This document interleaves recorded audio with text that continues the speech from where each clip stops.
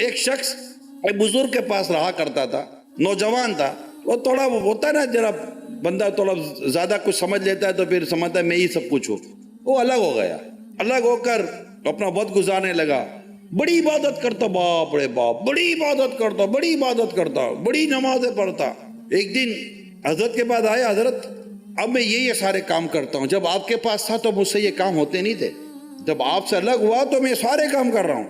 تو حضرت نے کہا کہ ایک کام کر، چند دن میرے پاس رہے، دیکھ کیا ہوتا ہے، کھانا پینا میرے ساتھ، اور کچھ نہیں کھانا پینا.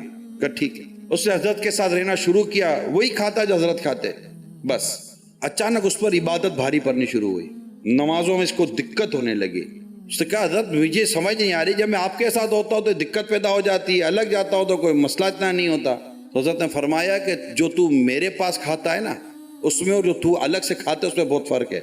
جو تو کھاتا ہے نا وہ رزق درست نہیں ہے، اور جو تو میرے پاس کھاتا ہے نا یہ شبے سے پاک طیب حلال مال تجھے کھلاتا ہوں میں، جس کے ساتھ تیری عبادت تیرے درجے بڑھا رہی ہے، اور وہاں تیرے اس درجے بڑھتے دیکھ کر اور تیری عبادت کی مقبولیت دیکھ کر شیطان تیرے آگے رکاوٹیں پیدا کر رہا ہے.